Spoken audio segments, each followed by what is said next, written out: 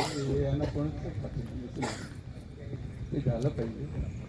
आणि या केसेस तुम्ही नमस्कार. नमस्कार सर, मी पल्लवी पियुष सोमणे, पालघरमधील स्थानिक उमेदवार आहे. कशासाठी हे आंदोलन आपण घेतलेलं आहे, काय कारण आहे? सर, 2025ला आता आमची कंत्राटी मानधन तत्वावर शिक्षक भरती झाली. त्या भरतीमध्ये आम्हाला समाविष्ट करण्यात आलं. त्यासाठी आम्ही TET, टेट, CTET सर्व परीक्षा पात्र केलेल्या आहेत आणि त्याच्या रीतसर जाहिराती निघाल्या, जाहिरातीनंतर याद्या लावल्या, त्यानुसार आमची भरती करण्यात आली.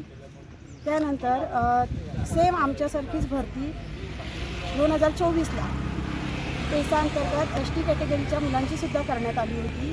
तर त्याही दोन्ही जी भरती केलेल्या त्या दोन्ही कोर्टाच्या अधीन राहून भरती झाल्या होत्या. तर कोर्टाचा निकाल आता 11 तारखेला आलेला आहे. तर त्यानुसार 50% आरक्षण हे रिझर्व्ह कॅटेगरीला आले आहे आणि 50% आरक्षण हे ओपनला आलेलं आहे. तर 50% रिझर्व्ह कॅटेगरीमध्ये फक्त ST उमेदवारांचाच विचार करण्यात आल्यामुळे फक्त त्या 820 विद्यार्थ्यांना जॉईन करण्यात आलं, म्हणजे शिक्षण सेवेमध्ये परमनंटची ऑर्डर कायम देण्यात आली आणि आम्हाला मात्र कंत्राटी शिक्षक म्हणूनच ठेवण्यात आलेलं आहे. तर मग सर, आम्ही पालघर जिल्ह्यातच जन्म घेतलेला आहे, पालघर जिल्ह्यातले स्थानिक उमेदवार आहेत आणि आम्ही OBC, SC, NT, VJ या कॅटेगरीतले सर्व विद्यार्थी आहेत. तर मग आम्हाला पण कुठेतरी त्या रिझर्व्ह कॅटेगरीमध्ये स्थान द्यायला पाहिजे ना. तर आम्हाला पवित्र पोर्टलचा मार्ग दाखवण्यात आला होता. तर मग आम्ही विचार केला की आम्ही का पवित्र पोर्टलने जायचं, जर जिल्हा आमचा आहे, आमचा जन्म पेसा क्षेत्रात आहे. पेसा क्षेत्राचा अर्थ सर्वांनी काय चुकीचा काढलेला आहे. पेसा म्हणजे फक्त एका कॅटेगरीसाठी नाही आहे ना, पेसा क्षेत्र म्हणजे काय सर्वांसाठी आहे. आणि त्या पेसा गावात जर आमचा जन्म झाला आहे म्हणजे हा काय आमचा गुन्हा आहे का? आम्ही पण तिथलेच रहिवासी आहेत ना. आणि मग आम्ही आमचा जिल्हा सोडून दुसऱ्या जिल्ह्यात का नोकरीसाठी जायचं? आणि तशाही आमच्या जिल्ह्यामध्ये आमच्यासाठी भरपूर जागा रिकाम्यासुद्धा आहेत. त्या रिक्त जागांवर आमचा विचार करायला हवा. आणि आम्ही किती वर्ष हे मानधन तत्वावर काम करायचं, कारण की या भरतीची आम्ही 2010 पासून वाट बघत आहोत सर. 2010 पासून आमचे तुम्ही डॉक्युमेंट चेक करा. आम्ही D.Ed पास आऊट 2010-11ला हे सगळे, काही 8-9 पासून पण काही स्टुडंट पास झालेले आहेत आणि आज आम्ही एजबार सुद्धा झालेले आहेत. बरेचसे मुलं अक्षरशः रडत आहेत की आम्ही एजबार झाल्यानंतर आम्हाला घेतील की नाही, हा सुद्धा प्रश्न उद्भवलेला आहे. मग अशा वेळेला आम्ही शासनाला, प्रशासनाला जाग येण्यासाठी आंदोलन आम्ही केलेलं आहे की कुठेतरी आमची दखल घेतली जावी. आज अधिवेशन चालू आहे, त्या अधिवेशनात सुद्धा आमचा मुद्दा कोणी मांडत नाहीये. तर कोणीतरी आमचा विचार करायला पाहिजे ना. आम्हाला कोणी, आमचा जिल्हा पेसा घोषित केल्यामुळे आम्हाला असं वाटतं की आम्हाला कोणी वाळीच राहिलेला नाहीये. आज आमच्या समाजाचा कोणी विचारच करत नाहीये, म्हणजे एका बाजूला टाकून दिल्यासारखा झालेला आहे आमचा समाज. कोणीच असा विचार करत नाहीये. फक्त एकच समाजाला घेऊन सगळी लोक पुढे चाललेली आहे. मग कुठेतरी आमच्या मनामध्ये वाईट वाटतं ना शेवटी. आणि सगळ्या मुलांमध्ये, इथे जमलेल्या प्रत्येक मुलामध्ये नैराश्याची भावना निर्माण झालेली आहे. आणि या नैराश्याच्या भावनेमध्ये कोणी आत्महत्या नाही करू किंवा जीवाचं बरं वाईट नाही करायला पाहिजे किंवा त्यांच्या संसारामध्ये कुठेच लक्ष लागत नाही. प्रत्येक गोष्टीचं प्रत्येकाला टेन्शन आहेच ना सर.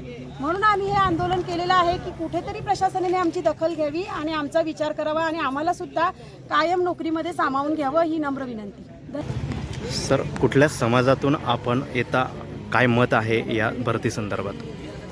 माझं नाव वैभव गुरुनाथ खिराडे आहे. मी OBC आहे आणि पालघर जिल्ह्याचा हा रहिवासी आहे. ST कॅटेगरीतून जी भरती केली त्याचबरोबर आमचीसुद्धा भरती करावी. आम्हीसुद्धा TET पात्र, CET पात्र आणि टेट दिलेली आहे. त्यामुळे आम्हालासुद्धा या भरतीमध्ये कायमस्वरूपी समाविष्ट करण्यात यावं, यासाठी आम्ही हे आंदोलन केलेलं आहे.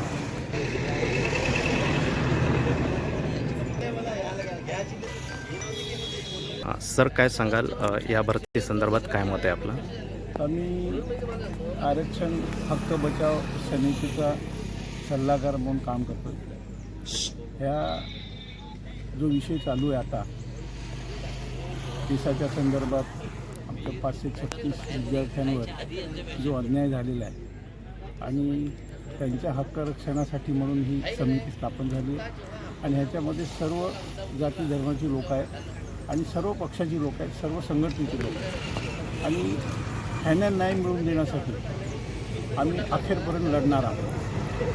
मुद्दा असा आहे की पेसाच्या नावाखाली शासन चुकीच्या पद्धतीने चाललेलं आहे.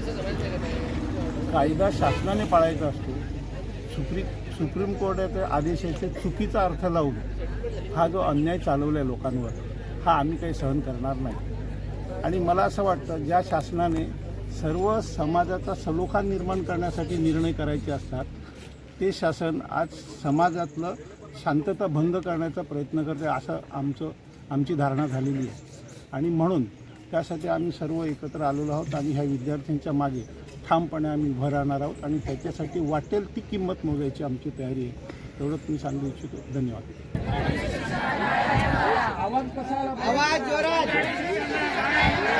कोण म्हणतो देणार नाही? कोण म्हणतो देणार नाही? कोण म्हणतो देणार नाही? आमचा जिल्हा, आमचा जिल्हा, आमचा जिल्हा. कोण म्हणतो देणार नाही?